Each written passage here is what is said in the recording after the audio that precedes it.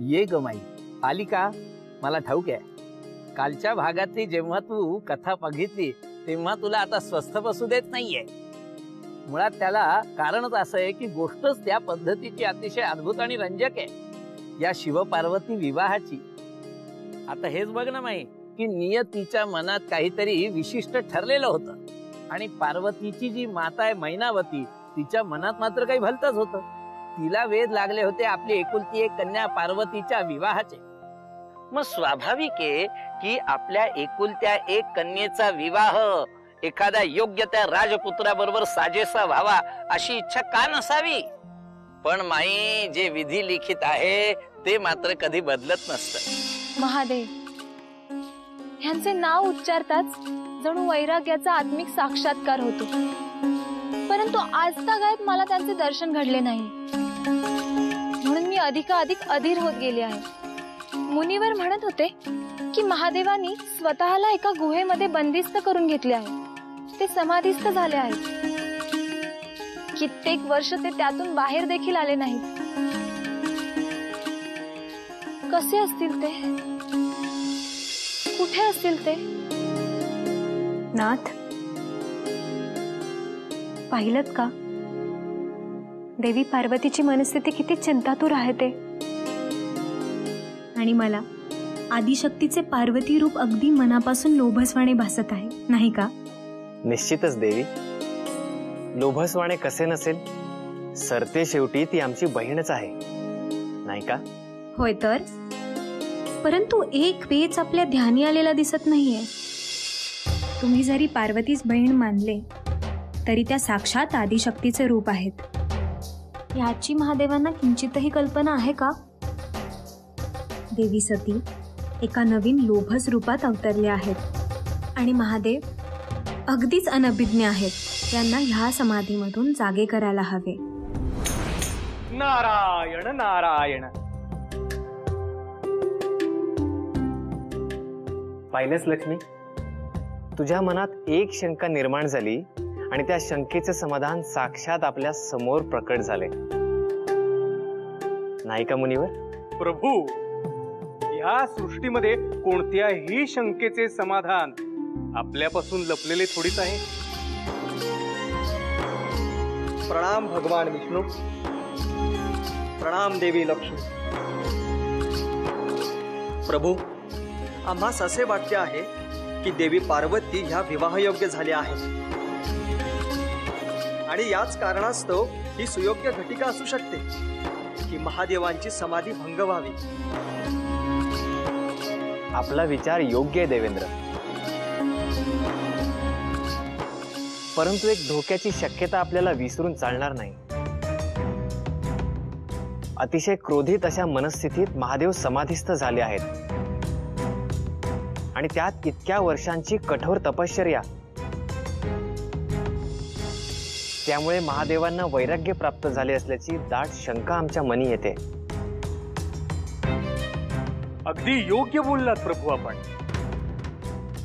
गेल्या कित्येक वर्षांपासून असुरांनी पृथ्वीवर हाहाकार माजवलाय. दैत्यांनी देवांवर अधिराज्य गाजवलंय. तारकासुराच्या अधःपतनासाठी महादेवांच्या पुत्राला जन्म घ्यावाच लागेल. त्यासाठीच आदिशक्तीनं पार्वतीचं रूप धारण केलंय आणि आता शिव आणि पार्वती यांच्या विवाहासाठी सर्वच लोक उत्सुक आहेत. तसे असेल तर महादेवांचे वैराग्य भंग करण्यासाठी एक उपाय आहे. उपाय?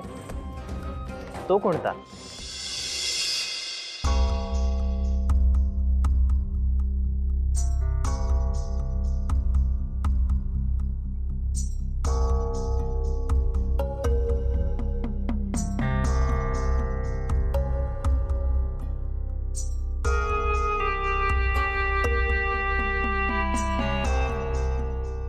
वा देवेंद्र वा, अतिशय समर्पक आणि संयुक्तिक अशी कल्पना आहे. या वैराग्यात कामदेव आणि रती यांच्या रूपाने प्रेमाचे नवे प्राण फुंकले जातील. निश्चितच प्रभू. जसजसे कालचक्र पुढे जाईल तशी रती व कामदेव यांची क्रीडा अधिक अधिक रंजक होईल आणि त्यांच्या मदन बाणाने निश्चितच महादेवाची समाधी भंग होईल. नारायण नारायण. असे जर झाले तर सृष्टीवर नवचैतन्य निर्माण होईल. हो तर, आणि त्याच समयी जर देवी पार्वती महादेवांसमोर आल्या तर अगदी दुग्ध शर्करा योग म्हणावा लागेल हा. अगदी योग्य. म्हणजे तसे झाले तर अगदी आपल्या अपेक्षेप्रमाणेच घडेल. परंतु हे घडणार तरी कसे? म्हणजे देवी पार्वती त्या गुहेत कशा पोहोचतील? स्वामी, आपण सृष्टीचे पालनहार आहात, परंतु मी देखील आपलीच पत्नी आहे. हे कार्य आता माझेच दायित्व आहे. आपण पाहालच देवी पार्वती कशा महादेवांपर्यंत पोहोचतात ते.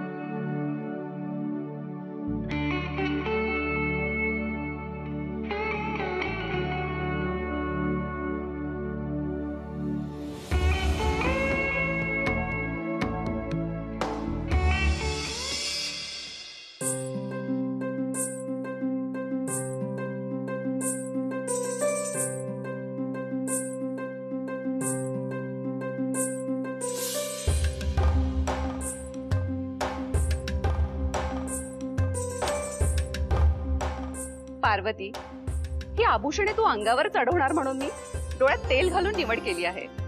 तुझ्या थाटाला शोभेल असे दागिने नकोत का? अगदी योग्य माते. ही सर्व रत्ने खूप सुंदर आहेत, परंतु हे सर्व मला सारखेच भासतात. तूच सांग ना की यातील कोणता दागिना मी घालू. पार्वती, तू अशी उदास का ग असतेस? तुझं हे वय म्हणजे स्वप्न बघण्याचं, नटण्याचं, राजकुमारी म्हणून मिरवण्याचं. आणि तू अशी राहून कसं चालेल? माते, सौंदर्य जगण्यात जो आनंद आहे तो ते मिरवण्यात नाही ना ग. आपल्या मातेला झालेला हा आनंद, तिचा हा चेहरा बघूनच मी समाधानी होते. याहून सुंदर अजून कोणता मौल्यवान दागिना असेल? हो हो, पुरे झालं. मला सर्व ठाऊक आहे. आश्रमामध्ये जाऊन भले तू खूप ज्ञान मिळवलं आहेस, पण तुझी आई तुझ्या ह्या गोड बोलण्याला अजिबात बळी पडणार नाहीये.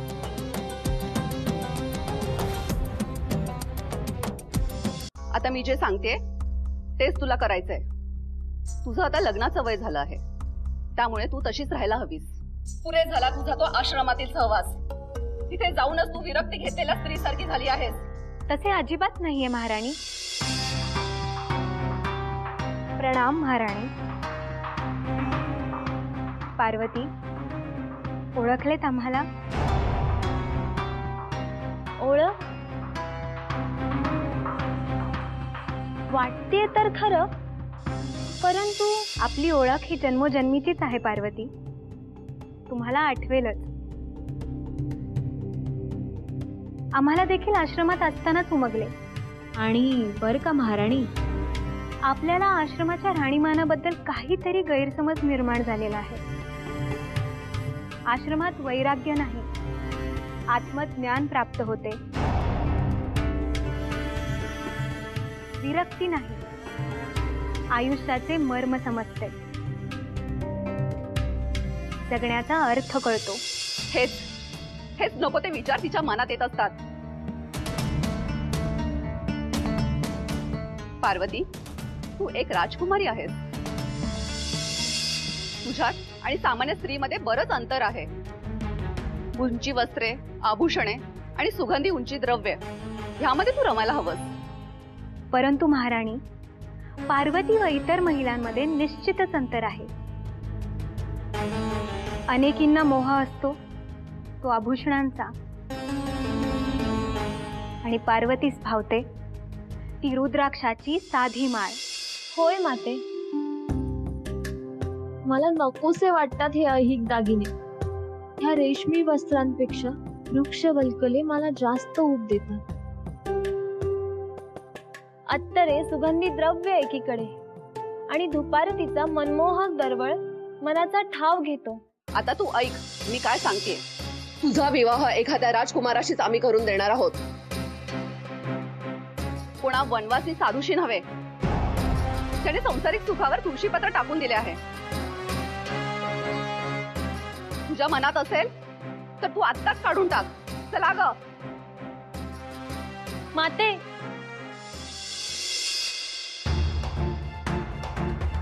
ही कोणती कुचंबना आहे. माझ्यामुळे मीच माझ्या मातेच्या दुःखास कारणीभूत ठरते आहे. पार्वती, तुला मन घट्ट करावेच लागेल. कुठलीही माता आपल्या पुत्रीस रागवते, तेही तिच्या चांगल्यासाठीच. पण तू एक लक्षात ठेव, तुझ्या मनी स्थित आहेत महादेव, यात शंकाच नाही. जरी ते योगी असले तरी ते सांसारिक सुखापासून कधीच अलिप्त व विरक्त नव्हते. माझं ज्ञात आहे, परंतु देवी सती यांच्या पश्चात श्री महादेवांवर किती मोठा मानसिक आघात झाला आहे, आणि त्यामुळे त्यांनी स्वतःला सर्वांपासून अलिप्त करून घेतले आहे. आणि तुला त्यांना भेटायचे आहे. मला माहिती आहे ते आता कुठे आहेत ते. आश्रमात असल्यापासून ददीची मुनींनी मला हेच सांगितले होते की श्री महादेवच माझे स्वामी आहेत, आणि त्याच क्षणापासून महादेवांना भेटायची आस माझ्या मनात आहे. मला त्यांच्याकडे घेऊन चल. इतकी अधीर होऊ नकोस. आम्ही सर्वच या क्षणाची प्रतीक्षा करत होतो. आम्ही सर्व म्हणजे मी, ददीची मुनिवर व आश्रमातील इतर शिष्यगण, आम्ही सर्व. चल.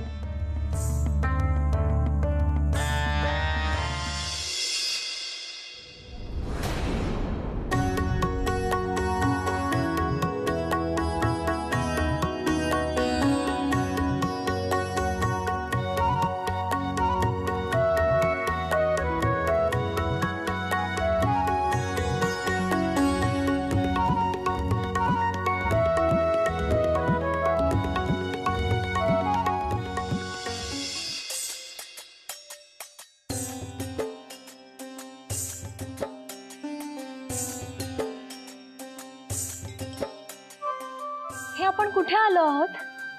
आपल्या प्राक्तनाची वाट जिथे येणार होती ती जागा हीच.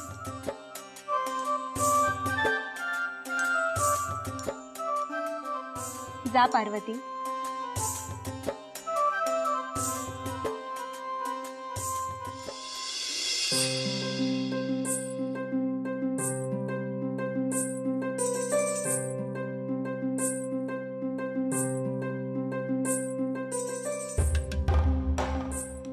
पार्वती, थांब.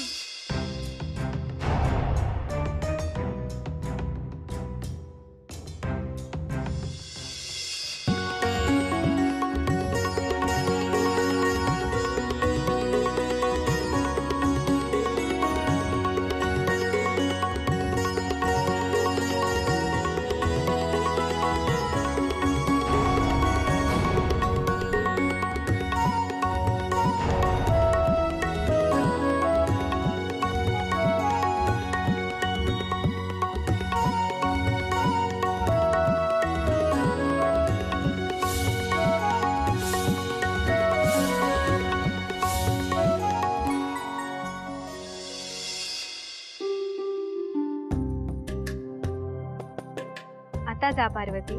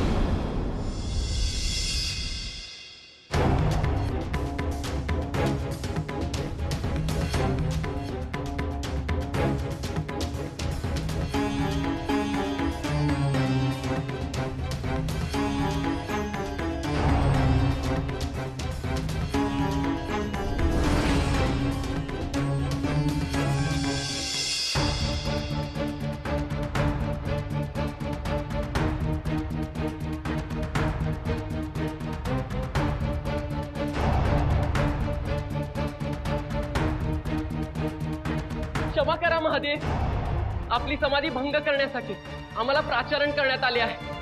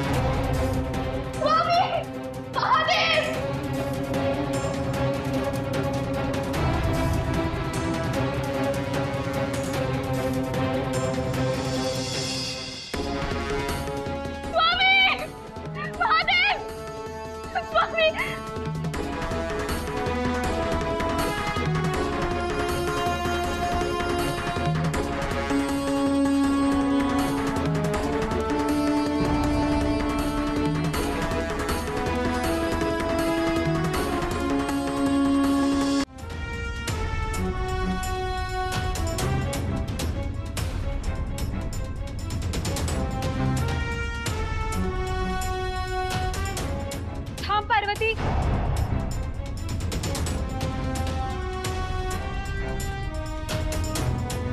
हे बघ, हे तेज, हा प्रकाश, हा महादेवांच्या आत्मतेजाचा आहे.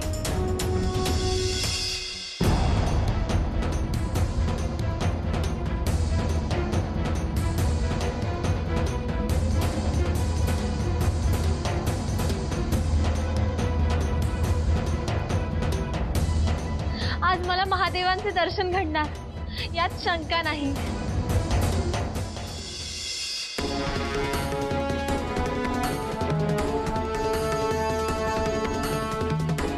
नाही पार्वती, आपल्याला येथून निघायला हवे.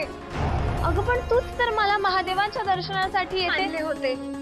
परंतु आता येथून निघणे इष्ट आहे. चल. नाही पार्वती, पार्वती आता येथून निघायला हवे. चल. पण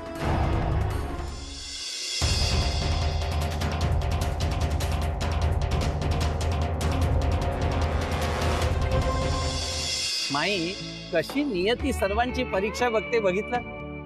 आता कुठे देवी पार्वती भोलेनाथांना भेटणार होती आणि आपण भोलेनाथांना महादेवांना प्रसन्न करू असे स्वप्न देखील ही पार्वती पाहतीये. पण पुन्हा घडलं विपरीतच. भोलेनाथांचा कोप इतका भीषण की अक्षरशः कामदेव देखील भस्म होऊन गेले. आता त्यांची ही वाट विवाहापर्यंत पोहोचेल का आणि अजून किती कष्ट ह्या पार्वतीला सहन करावे लागतील पाहूया पुढील भागात. पण तोपर्यंत उतू नको, मातू नको, घेतला वसा टाकू